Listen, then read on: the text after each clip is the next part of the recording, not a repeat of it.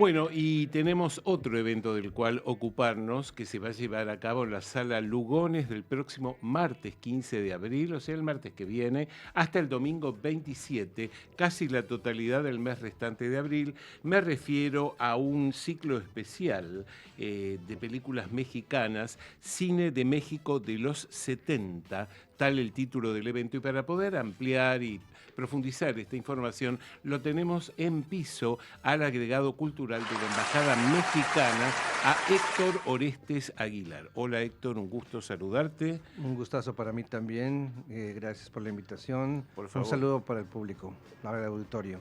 Bueno, contanos cómo fue, porque México tiene una tradición fílmica muy interesante y entiendo que este material es totalmente inédito. Totalmente inédito en Argentina, efectivamente, sí, claro, a eso me porque refería. son producciones realizadas a mediados de los años 70, Sí. en un momento en que la difusión del cine mexicano en el exterior no estaba tan articulada como lo es en la actualidad, por una parte, es decir, no había, digamos, una entidad como existe ahora que se ocupa de la difusión de este tipo de películas. Y por otra parte, porque las condiciones acá en Argentina eran complicadas, porque son todas estas películas tienen algún cierto matiz político, las Sí, películas claro. que vamos a presentar. Entonces era muy complejo. Digo, también había otras cuestiones relativas, pero tienen que ver todo con la cuestión de la distribución de las películas. Nosotros no teníamos un aparato distribuidor fílmico como lo tenemos ahora, que es esencialmente el Instituto Mexicano de Cinematografía, que tiene un catálogo de películas y cortometrajes, de películas de ficción, de largometrajes documentales y cortometrajes tanto de ficción como documentales también, ya digitalizados y en muchos casos restaurados. Aprovechando esa posibilidad, ¿no?, de que ya un acervo importante del capital fílmico mexicano de los años 70 disponible en versión digital, yo hice una selección de 6 películas clásicas, claro, que tocan temas muy importantes de la historia de México, tanto de esa época, como digamos de la historia, de episodios incómodos para la historia oficial mexicana. Entonces creemos que es una oferta importante por muchas razones, pero esta es una de ellas, que no son películas que hayan podido verse aquí, por lo menos no de la manera que la estamos presentando ahora en conjunto y para una audiencia mucho más amplia, toda vez que se van a presentar en la Sala Lugones, que como ustedes saben es uno de los, si me permiten decirlo así, uno de los templos de la cinefilia en Argentina, claro, en especial de aquí de Capital. Sí, totalmente. Es más que interesante poder ver, porque lamentablemente nosotros no nos vemos entre nosotros los latinoamericanos. Es muy difícil, digo, ya sumado a la situación en la que estamos atravesando ahora, ya es como, voy a irme a otro tiempo para hacer esta pregunta, donde en general era posible ver algún cine, pero siempre era complicado que llegue cine latinoamericano a las pantallas comerciales, a eso me refiero, porque tenemos los festivales, Mar del Plata o el Bafisi, sí, para ver otro cine, y entonces, nada, que llegue por lo menos algo es importante. ¿Qué está pasando en México desde el instituto y demás con esta idea de mostrar su cine en otros países? Pues mira, por ejemplo, una respuesta muy sencilla es que IMCINE promueve no solamente la difusión del acervo fílmico histórico, de las películas que ya forman parte de un canon de la cinematografía mexicana, sino que también apoya la producción de autores jóvenes. De hecho, en Bafisi está en competencia una película de ficción que acaba de tener su tercera función hoy a las 4:20, Monstruo de Xibalba, sí. de una directora mexicana. Ópera prima también, ópera prima, cuya madre es colombiana, Manuela Irene, y es que es una película muy enternecedora y que muestra, digamos, es el resumen del tipo de estética que están buscando, sobre todo ahora las directoras en México, ¿no? O sea, películas donde se vea México, donde se vea sobre todo el México profundo, desde una mirada de las infancias. Las infancias, se cruza con lo fantástico, los mitos, las tradiciones. Exactamente, Todo eso ahí en aparece esa siempre En 3 películas que hemos presentado consecutivamente en los últimos años, 2023, 24 y ahora con el Monstruo de Xibalba acá en Argentina, las otras 2 las presentamos en la Alianza Francesa, aparecen estos elementos comunes. También trabajar con actores no profesionales es un rasgo común. Y por último, la impronta del México profundo en términos del México indígena. Siempre aparece personajes hablando en alguna lengua originaria mexicana, ¿no? Entonces, está haciendo eso, está produciendo y está intentando difundir por medio de la presencia de estas películas en festivales, en este caso incluso con la presencia de Manuela vino, estará hasta mañana, pero creo que fue muy interesante su experiencia acá. Y también lo que hace es, bueno, pues exportar cineastas y talento mexicano a otras cinematografías. Sí. Claro. No es gratuito que ya en el siglo XXI hayamos obtenido 3 Óscares. Sí. Haya 3 realizadores. Ya ganados por Hollywood. Y exactamente, decir, ¿no? que ya trabajan para la industria hollywoodense a un gran nivel y que están produciendo, que siguen trabajando, pero que digamos todos se formaron dentro de la industria cinematográfica mexicana. No es un dato menor y es un dato que de alguna manera tiene también repercusión en la difusión del cine mexicano en el exterior, en el cine mexicano de este siglo. Sí. Yo quisiera ahondar un poquito más en el tema que Javier introdujo, que es que más allá de la saludable bienvenida de esta iniciativa de divulgar cine mexicano en la Argentina, resulta llamativo que en estos últimos años no se hayan organizado por lo menos semanas del cine mexicano, siendo que hay abundante material a este respecto como para poder visualizar y compartir, ¿no? e intercambiar, porque la crisis del cine, como bien decía Javier, afecta a la interrelación latinoamericana en general. La Argentina no está contando con la posibilidad de tener títulos latinoamericanos en semanas, en festivales, y sí en festivales que son eventos muy aislados, pero no es desde mi punto de vista, no son eventos de la importancia que debería tener este cine. Mira, yo lo matizaría. Yo creo que sí hay bastante trasiego entre los realizadores, los escritores. No olvidemos que entre los talentos, no olvidemos que, por ejemplo, el único Oscar que le ganó, Babel, la película de González Iñárritu, la ganó Gustavo Santaolalla, un muy prestigioso músico para el cine de la Argentina, ¿no? Sí, o sea, sí hay trasiego. Nosotros, me concentro en el caso de nosotros, la embajada acá. En 2022 realizamos un ciclo del Integral de Buñuel en la sala de cine del Malva, es decir, en el Cineclub Malva. El año pasado Hubo clásicos en la Lugones, ¿no? En la Lugones tuvimos un ciclo muy importante de Ripstein, con los clásicos de Ripstein. Ripstein es un director muy apreciado. Exactamente. ¿Cómo se llama? Ya he hecho un gran número de películas, nos concentramos en sus clásicos. Sí. Y antes habíamos presentado, también el año pasado, también en la Lugones, un ciclo curado por el Festival de Cine de Locarno con películas muy interesantes que, digamos, retoman temas muy característicos, muy singulares a la cinematografía mexicana, ¿no? Películas, desde otra película de Buñuel que se llama El Río y la Muerte, hasta películas que no eran tan conocidas y que realmente nos descubrieron, como no fue un ciclo curado desde México, sino desde el punto de vista de los suizos, exactamente, tuvo una perspectiva bastante atractiva, ¿no? Cómo ven el cine mexicano histórico, digamos de la época del cine de oro hasta los años 60, los curadores de un país como multicultural como Suiza, que tiene una forma muy diferente de abordar el cine a la nuestra, ¿no? Entonces sí ha habido ocasiones, y con el ciclo Cine México 70, pues es una forma también de abrir la mirada hacia producciones, hacia realizadores que dejaron una impronta muy importante cuyos herederos son principalmente el ya mencionado Ripstein, y en algunos casos también autores más recientes de los consagrados ahora en Hollywood, ¿no? O sea, por el caso concreto Guillermo del Toro, ¿no? Y Héctor, ¿sentís que dado el momento político que vive nuestro país, este material de los 70 puede tener alguna relevancia o trascendencia mayor?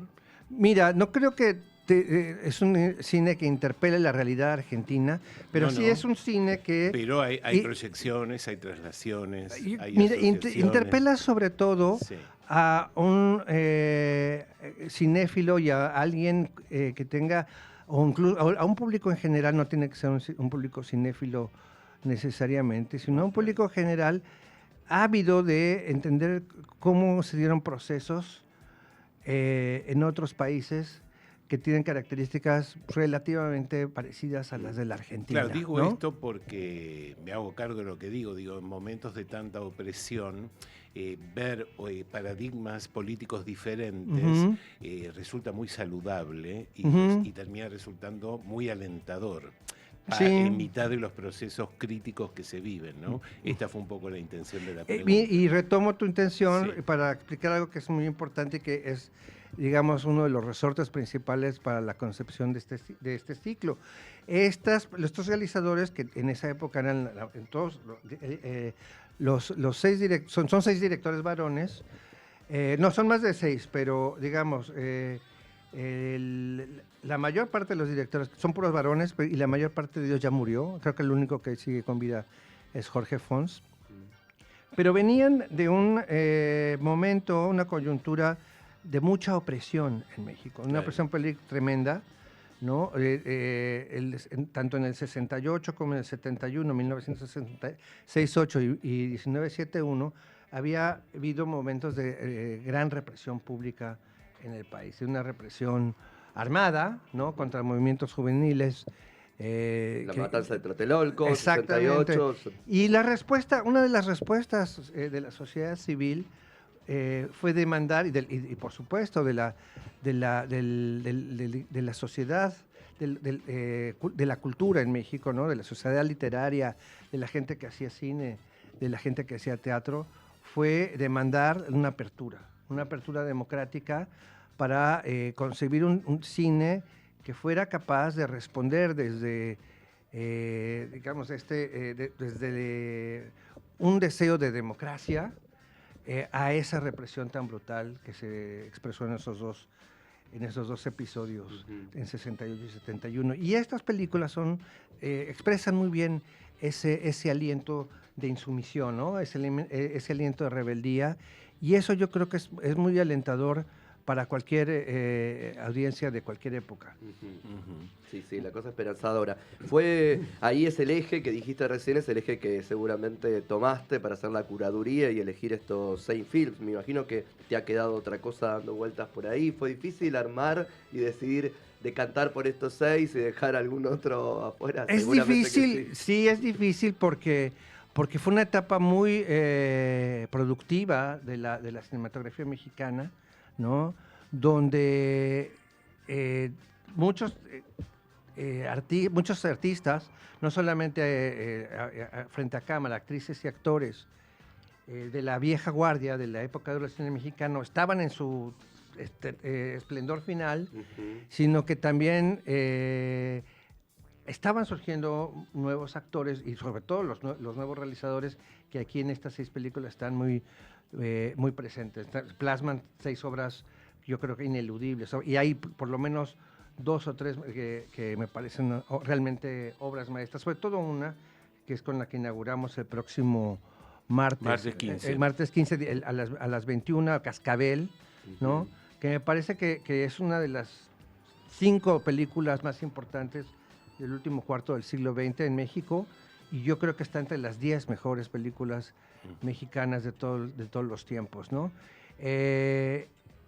Esa conjunción, esa enorme fortuna de haber tenido a varias generaciones de artistas, tanto los clásicos, está también, por ejemplo, hay una película que lleva la cinematografía de Gabriel Figueroa, por ejemplo, están grandes actrices en la trilogía, porque son 3 episodios unificados, Fe, Esperanza y Caridad.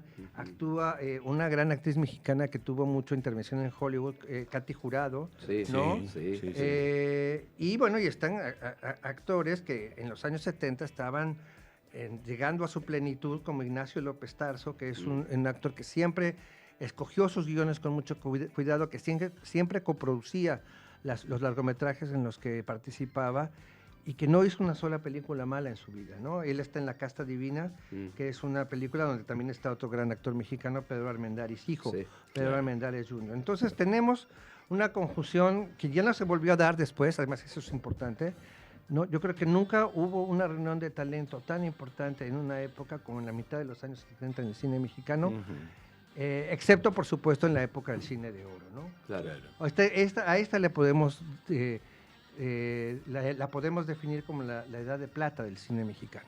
Bueno, tenemos un regalo adicional para la audiencia, porque Héctor nos comentaba que tiene la iniciativa, la generosidad de obsequiar 2 entradas para la película de la elección de Sí, Quintana. para la función del martes a las 9. Para la función inaugural del martes 15. El martes 15 vamos a comenzar un poco más temprano porque va a presentar el ciclo Diego Brothers, en que es nuestro colega programador de la Sala Lugones, sí. y va a intervenir nuestra embajadora, cosa que es interesante porque la embajadora fue amiga de muchos de los artistas que participan en esta época, incluyendo el protagonista de la película Cascabel, Sergio Jiménez, que es un amigo personal suyo muy cercano.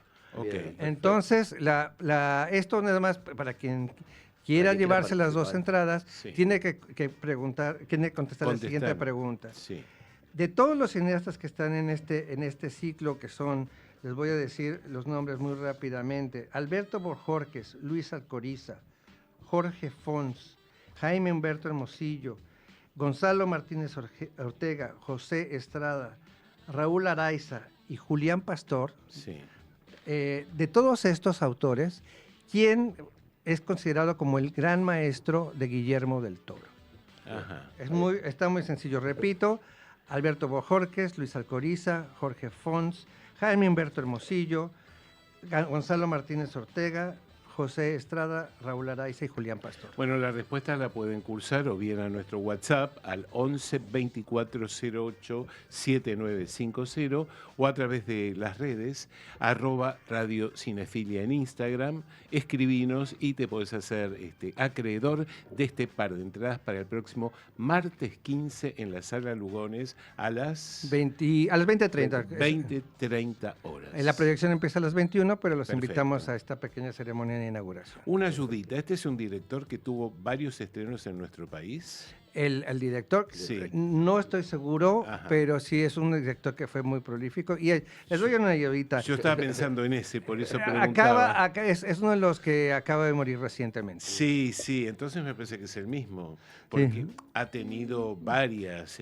realizaciones suyas, tuvieron estreno comercial. Es posible, yo no estoy Y completamente creo seguro. que ha filmado también sobre temáticas LGTBIQ+. Exactamente. Esa Está misma- si no es esa misma ya, persona. Bueno, Basta de hay que ayudar ser a la generoso gente. con la gente. No, basta de ayudar a la gente, Hay que por ser favor. generoso. Está muy Que les fácil. cueste. Está Ya muy se bien. las pusiste muy fácil. Está muy bien, Que está les muy cueste. bien. Bueno, nombraste, son 6, así que yo creo que Sí. me animaría a decir que nos cuente un poquitito de las Sí, sí, otras. sobre Habló de cada Cascabel, película, hablaste de exacto. Cascabel, Sí. hablaste de un poco de La Casta Divina, digo, Ujú. y contarles un poquitito al público para que Claro. les pique el bichito y quieran ir corriendo todo este mes a la Lugones para ver este cine mexicano. Mira, si me dieron a escoger a mí, bueno, les cuento, aparte de Cascabel, que es una película, Cascabel es una película para mí fuera de serie, porque, sobre todo para la gente que realmente le gusta, por una parte, ver al México profundo, ¿no? Porque digamos que es algo que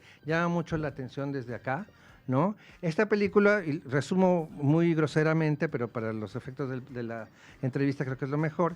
La trama es un cineasta al que le encargan hacer una película, un documental sobre una cultura originaria mexicana que está en el sur de México, y mientras la filma, él se da cuenta que todo el guión de la película, el documental oficialista que le encargaron, falsea por completo la realidad. Y entonces entra en un enorme conflicto y comienza a hacer una película muy distinta, lo cual lo mete en un conflicto mucho peor. Pero esta es muy interesante porque tiene grandes actores, empezando por el protagonista Sergio Jiménez, que hizo muchísimo teatro experimental, venía del teatro experimental, y de repente saltó a hacer películas que lo llevaron después a la fama, y esta quizá la mejor de él. Tenemos la adaptación de una novela del segundo grupo, de un escritor que formó parte del segundo grupo del boom latinoamericano, que es Jorge Ibargüengoitia, que es un gran maestro de la literatura satírica en México, y esta es una novela que comparte con la literatura del boom la temática Maten al León, basada en una novela de Ibargüengoitia, donde se habla de una república imaginaria, la República de la Arepa, y es toda una novela satírica sobre un dictador latinoamericano, ¿no? Digamos, trata los mismos asuntos que trataban muchas de las novelas serias, solemnes del boom, como Yo el Supremo, de Augusto Roa Bastos, por ejemplo, claro. O incluso La muerte de Artemio Cruz, de Carlos Fuentes, pero en un tono humorístico bastante jocoso, bastante disfrutable. Está La Pasión, según Berenice, de Humberto Hermosillo, que es una película, eso sí, se les puedo asegurar, con un final tremendo, que nadie puede traicionar, ¿no? Es una película que hay que esperarse realmente hasta el final, porque tiene una conclusión muy perturbadora, y es una película en la que se refleja muy bien, digamos, la lucha, el proceso que vivió la primera ola de la emancipación femenina en México, ¿no? La primera ola feminista en México, que llega, digamos, a su plenitud en los años 70, en mediados de los años 70 del siglo pasado. Longitud de Guerra es una película muy interesante, muy bien producida, sobre uno de los episodios más cruentos de la Revolución Mexicana, o de la etapa previa a la Revolución Mexicana, que comenzó en 1910. Esto sucede antes, a finales de los 1800, en 1888, en un pueblo que se llamaba Tomochic. Es la adaptación de una novela con ese mismo nombre, Tomochic, donde se habla de cómo fue reprimida una huelga minera, y de una forma muy típica de gobierno en las provincias mexicanas, que eran los cacicazgos, ¿no? Donde privaban caciques regionales que realmente eran los quienes tenían el poder en esas provincias. Finalmente tenemos, si no me falta ninguna, Fe, Esperanza y Caridad, que, como les decía, es un tríptico fantástico sobre 3 asuntos que son muy característicos de la cultura mexicana, aún hoy en día: la religiosidad, ¿no? La religiosidad, la represión interfamiliar, ¿no? Las tensiones que siempre hay dentro de las familias, las pulsiones por la modernidad, y luchan contra las pulsiones conservadoras, y finalmente, pues, la corrupción, ¿no? Que está muy presente, sobre todo en la última película, en el último segmento, donde aparece Katy Jurado, que da una actuación inolvidable, ¿no? Esas, en términos generales, lo que yo les podría decir de las películas. Todas creo que tienen un nivel de producción importante, ¿no? Se hicieron cosas que no se habían hecho antes. Por ejemplo, en Cascabel, de hecho, es una película dentro de la película, por lo que les contaba, claro, ¿no? Totalmente. Cine dentro del cine. Y cada película va a tener 2 pasadas a lo largo de esta muestra. Sí, por lo menos 2 o 3. Perfecto. En teoría son 2, pero sí. Perfecto. Son 2, sí. Bueno, la verdad que desde aquí te deseamos, Héctor, mucha suerte. Invitamos a la audiencia que concurra a ver cine mexicano de los 70. Y bueno, hasta la próxima. Muchísimas gracias por su invitación. Y los esperamos muy pronto allí en la Sala Lugones. Seguiremos trayendo cine mexicano a la Argentina. Por favor. Perfecto, sí, es deseable que así sea. Muchas gracias. No, gracias a vos. Vamos ahora sí al segundo tema de hoy, que corresponde a la película La masacre del ratón. En esta oportunidad se juntan Lady Gaga con Bruno Mars para interpretar Die with a Smile. Aquí lo escuchamos.